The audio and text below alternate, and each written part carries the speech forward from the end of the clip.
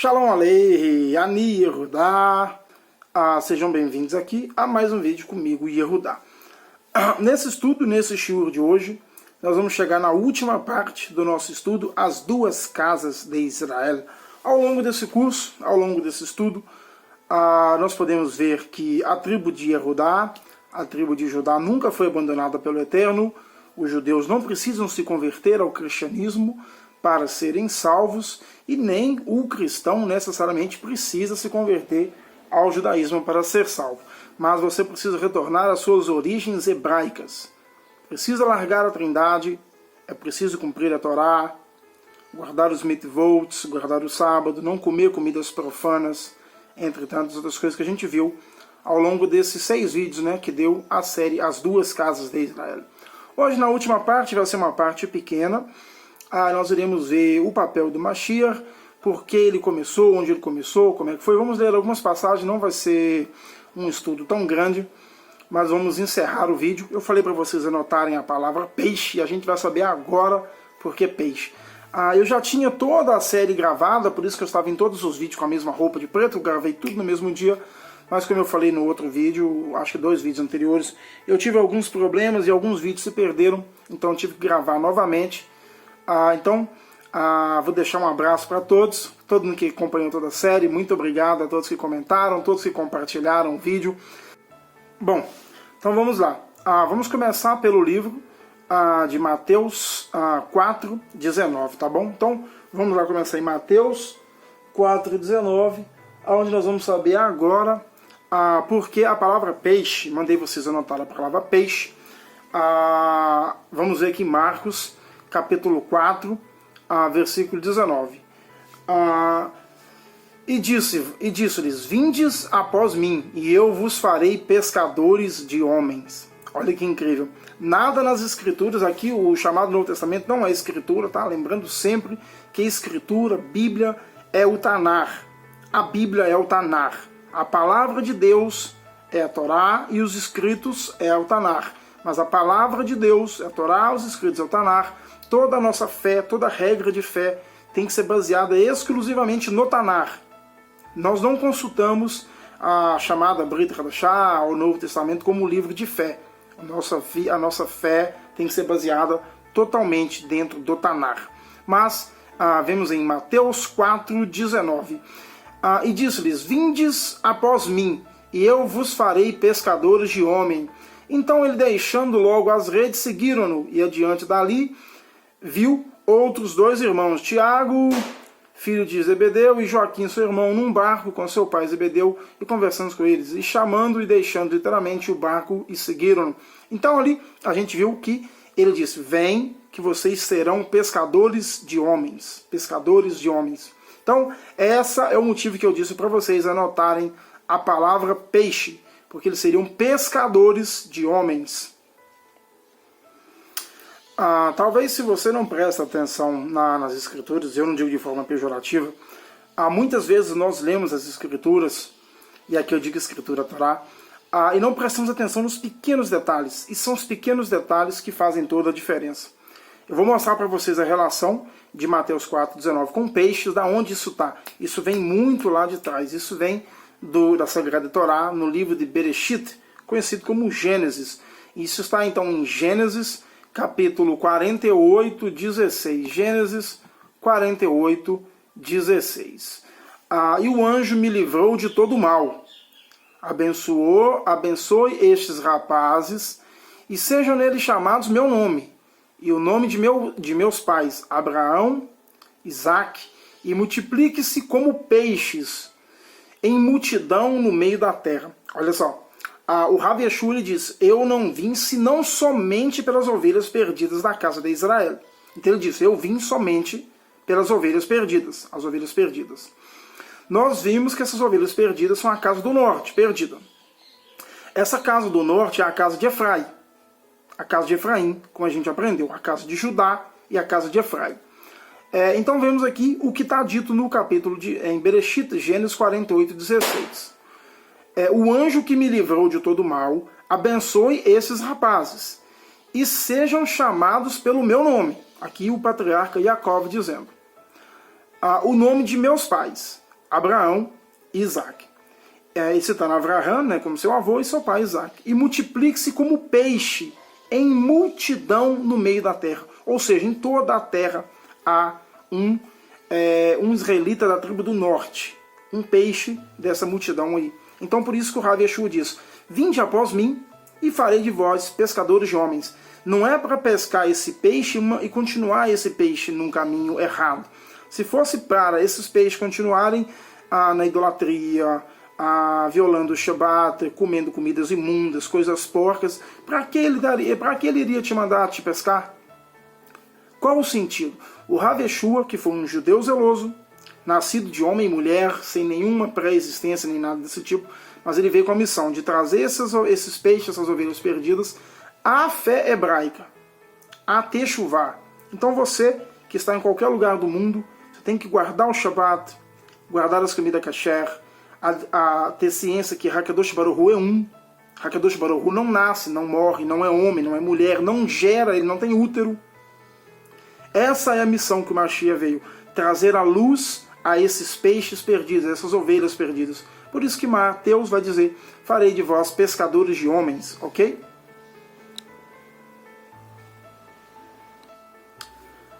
Bom, pessoal, vamos dar sequência. Esse vídeo, como eu disse, será um vídeo bem curtinho, né? É apenas para a gente encerrar e encaixar os pingos nos is. Bom, eu quero deixar para vocês aqui uma prova que tudo que eu falo, eu não falo por mim. Não falo o que eu penso ou os meus achismos. Eu uso as escrituras, todo o Tanar, a Torá e os livros históricos, né, conhecido como Novo Testamento, que para mim é um livro histórico. Contém inspiração, mas não é um livro inspirado, né? Vamos lá. Para vocês verem, como eu disse, que o Rav Yeshua, sua missão era pregar a palavra de Deus, voltar você à unicidade do Eterno e largar as idolatrias, largar as abominações, etc, etc. Vamos ver aqui, está em Marcos, capítulo 1, versículo 17. Dali em diante, Yeshua começou a pregar: deixe os vossos pecados e voltem-se para Deus, pois o reino dos céus está próximo. Olha só, então ele disse: deixem os vossos pecados e voltem-se para Deus, pois o reino dos céus está próximo. Transformaram a palavra dele, distorceram tudo. Em nenhum momento ele se disse ser Deus. Em nenhum momento ele disse para voltar para ele, para fazer o que ele queria, e sim o que o Pai mandava.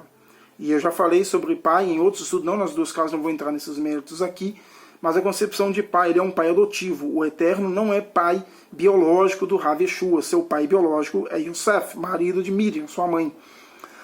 Salomão foi chamado de filho de Deus, Davi, nós somos chamados de filho de Deus, Deus do livro de Devarim, Deuteronômios. Eu vou mostrar para vocês a importância de você ter uma Bíblia boa. Eu sempre recomendo nos meus vídeos que você tenha uma Bíblia decente. Essa aqui é a Bíblia israelita. Ela é uma Bíblia chamada assim de Bíblia completa, porque ela tem o Antigo, chamado de Antigo e chamado de Novo Testamento. A tradução aqui é algo muito melhor. E não é porque foi traduzido melhor para agradar quem a traduziu, e sim para trazer a verdade, o que está escrito nos textos em original. Então, ela tem mais de 400 correções, mais de 400 comentários, os nomes originais. Você não vai encontrar a palavra Jesus, você não vai encontrar o nome Deus, você não vai encontrar o nome Senhor. Ela tem as paraxás da semana, para quem faz a leitura da Torá, você vai encontrar as paraxás. Então, essa Bíblia é maravilhosa. Eu vou mostrar para vocês por que eu estou falando dessa Bíblia. Eu fiz todo o estudo baseado numa Bíblia grega, João Ferreira de Almeida, mas a diferença é, eu estou lendo para vocês aqui, olha só. Dali em diante, Yeshua começou a pregar: deixem os vossos pecados e voltem para Deus, para o Eterno, né? Está escrito aqui. E deriva verri. Pois o reino dos céus, do Shammai, está próximo. Agora veja como está na João Ferreira de Almeida, que é como vai estar para vocês aí do lado, né, o desenho que eu deixo para vocês em todas as passagens. Nas Bíblias gregas está escrito, dizendo: o tempo está cumprido, e o reino de Deus está próximo. Arrependai-vos e creio no Evangelho. Ele não diz para crer no Evangelho, ele não diz que o tempo já se cumpriu, ele disse claramente para se sair do pecado e voltar para Deus, pois o reino está próximo. E não diz que o reino chegou, o reino está próximo. Agora aqui diz, na Bíblia grega, né? Aí dizendo, esse tempo cumpriu, e o reino de Deus está próximo. Arrependa-vos e creia no Evangelho. Não foi isso que ele disse. Então essa é a importância de você ter uma Bíblia verdadeiramente boa, uma Bíblia que realmente vai te trazer luz e não te trazer a confusão. Muita gente não sabe, e a gente já está quase terminando esse vídeo vai ser bem curtinho, muita gente não sabe, quando o Rav Yeshua começou o seu ministério, ele começou na cidade de Samaria, não sei se eu falei aqui no vídeo, mas eu falei sim, Samaria é a capital do Reino do Norte. Quando se dividiu o Reino do Norte, a casa de Israel, e o Reino do Sul, a casa de Judá, o Reino do Norte, a sua capital é Samaria, e o Reino do Sul, a capital é Jerusalém. Então, Samaria, capital do Norte, Jerusalém, capital do Sul. Então, olha como que tudo que acontece dentro da Bíblia é de forma totalmente organizada e é tudo previsto, não há nada ao acaso. Ninguém pode explicar isso, somente você tem que acreditar que o Eterno age através dos seus profetas, dos seus navins. Então, o Rav Yeshua começou a pregar em Samaria. E ele foi descendo em toda a terra de Israel, em toda a Eretz Israel, como é dito, né? E o Rav Yeshua andava pregando em todas as sinagogas, curando e trazendo as pessoas ao arrependimento, e fazendo elas voltar-se para Deus. Então ele veio por toda a terra, começando por Samaria, e a última cidade que ele chegou foi a cidade de Jerusalém. E o que quer dizer isso? Isso quer dizer o quê? Ele disse, eu vim pelas ovelhas perdidas, a casa de Israel. Então ele começou nas ovelhas perdidas, o reino da Samaria, as ovelhas que estão espalhadas pelas nações, que são cristãos, que são budistas, que são pessoas de todas as religiões. Tem pessoas que ensinam que as ovelhas perdidas são somente os cristãos. Isso é mentira, isso é errado. As ovelhas perdidas elas estão em todas as religiões. As ovelhas perdidas elas estão dentro no muçulmano, no meio muçulmano, elas estão dentro do budismo, elas estão dentro do cristianismo, elas estão dentro de todos os lugares, estão dentro dos ateus também, que são essas ovelhas perdidas. Então o Rav Yeshua começou na Samaria e foi descendo. O último lugar que ele veio foi em Judá, que é a capital de Jerusalém. Então ele diz, vós não me verás até que eu venha. Então os judeus ortodoxos, aqueles que o Eterno, por assim quis que eles não vissem, tampou os seus olhos, só irão ver Mashiach quando Mashiach vier Ben Yosef, Ben Davi. Então, quando Mashiach vier Ben Davi, aquela máscara que há sobre os olhos deles irá cair. Então, não queira você fazer o trabalho que é de Deus. Não queira evangelizar um judeu, não queira abrir os seus olhos e dizer, não, você tem que aceitar Jesus, senão você não tem salvação. Você está indo contra a palavra do Eterno. Ele disse através do profeta Yeshayahu, para que vejam e não entendam, ouçam e não compreendam, pois eles foram cegados. Então, aguarde o tempo de Deus. Somente no tempo certo isso vai acontecer. E a gente vai ver agora aqui o rabino Saul, né, Shaul, conhecido como apóstolo Paulo, vai dizer isso pra gente aqui agora. Olha, vamos lá em Romanos capítulo 11, versículo 1. Pois, porventura rejeitou Deus o seu povo, para quem diz que o Eterno abandonou Israel. Então ele diz, porventura rejeitou Deus o teu povo? De modo nenhum, porque também sou israelita, descendente da tribo de Benjamim. Deus não rejeitou o seu povo, que antes conheceu. Ou não sabeis o que diz a Escritura a respeito de Elias, dizendo. Aqui ele vai falar sobre Elias, né? Elias diz que só tenho eu de profeta, então disse, porventura só tem você. Mais de 7.000 homens não dobraram os joelhos a Baal. Então o Eterno está dizendo que ele nunca rejeitou o seu povo. O Rav, né? O rabino Shaul, conhecido como Paulo, ele dizendo, porventura Deus rejeitou o seu povo? De modo nenhum, porque também sou israelita da descendência de Avraham, da tribo de Benjamim. Então aqui ele está deixando bem claro que o Eterno não rejeitou o seu povo. Vamos continuar em Romanos capítulo 11, vamos para o versículo 25. Romanos 11, 25. Romanos 11, 25, como eu disse para vocês, não queiram fazer um trabalho que não é de vocês. Querer evangelizar alguém, tudo ao seu tempo. E se os nossos irmãos Yehudim tivessem sido evangelizados hoje, não sei o que seriam de nós, pois o paganismo estaria por todos os lados e talvez não houvesse mais salvação para ninguém. Porque não quero, irmãos, que ignorais este segredo, para que não prosumais de vós mesmos, que endurecimento veio por parte sobre Israel, até que a plenitude dos gentios haja estado, e assim todo Israel será salvo, como está escrito: de Sião virá o libertador, e desviará de Jacó as suas iniquidades. E esta será a minha aliança com eles, quando eu tirar os seus pecados. Assim que, enquanto o Evangelho são inimigos por causa de vós, mas quanto à eleição, amados por causa dos pais. Bom, aqui ele está dizendo claramente, vamos lá ler ponto por ponto, né? Ele está dizendo, porque, irmãos, né, não queiram ignorar este segredo, para que não presumam de vós mesmos. Que endurecimento veio por parte de Israel até que se cumpra a plenitude dos gentios. O que quer dizer isso aqui? Enquanto não chegar a palavra inteira de Deus, quem é o verdadeiro eterno, a todas as nações, em todos os lugares, não vai vir Mashiach. E como o Mashiach diz, eles só me virão quando eu voltar, quando eu vier. Então, não queira você abrir os olhos de um judeu, querer evangelizá-lo, dizer para ele, ensiná-lo. Não precisa disso, o Eterno vai fazer. Tudo ao seu tempo. Ele diz, assim todo Israel será salvo, como está escrito: de Sião virá o libertador, e dele desviará as iniquidades de Jacó. Jacó aqui, uma referência clara às tribos do norte, e Sião, a tribo do sul. Então todo Israel será salvo. Não precisa você querer salvar Israel. Deixa que essa missão está na mão do Eterno. Então aqui ele está dizendo que veio uma cegueira por parte de Israel, não por todos. Pois sabemos que quando o Rav Yeshua passava, a multidão o seguia. Eu digo isso todas as vezes. A gente vê cristãos dizendo que os judeus negaram e mataram Jesus. Eu te pergunto, se os judeus negaram, quem é que seguia ele? Eram brasileiros, argentinos, espanhóis, americanos, ingleses, japoneses, chineses? Quem seguiu o Rav Yeshua era multidão de judeus, israelitas. Só no milagre do pão foi mais de 5.000 pessoas, sem contar mulheres e crianças.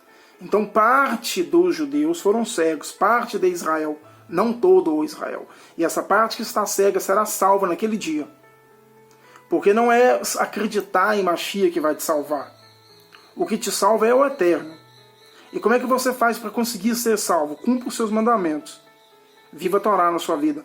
Ame o próximo, ajude o necessitado, não coma coisas imundas, não viole o Shabat, não tenha deuses pagãos na sua vida. Não acredite que seu Deus é um homem que morreu em uma cruz, porque Deus não morreu, Deus não nasce. O Eterno é o que é, ele não tem princípio nem tem fim. Não é crer em alguém que vai te salvar. É obedecer aos mandamentos de Hakadosh Baruch Hu. E é esse o testemunho que o Rav Yeshua deixou para você. O Rav Yeshua não deixou um testemunho de um semideus. Deixou um testemunho de um rabino zelador da Torá.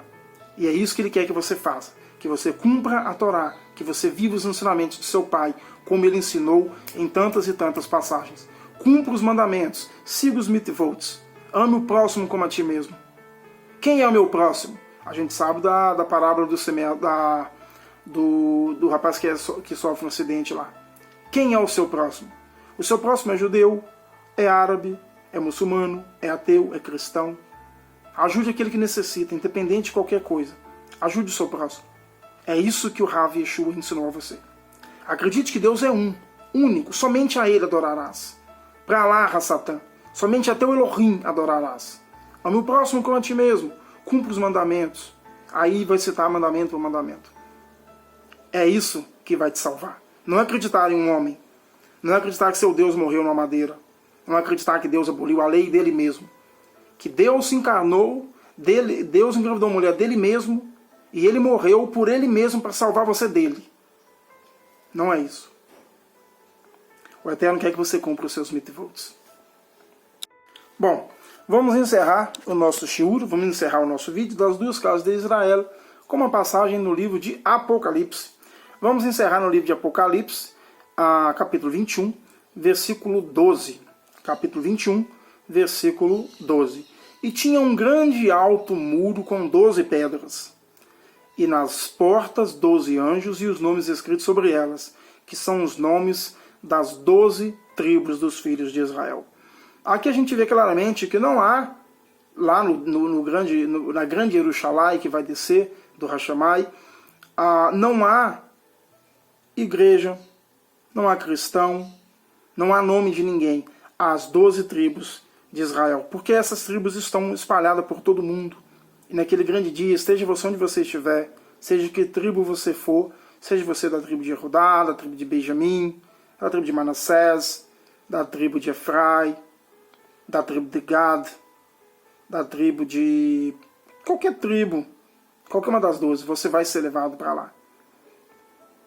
Mas para isso você precisa cumprir os mandamentos. O profeta Amós diz que o Eterno irá passar uma peneira pelas nações, buscando os remanescentes de Israel. Então a gente vê, e tinha um grande muro alto, com 12 portas, e nas portas 12 anjos, e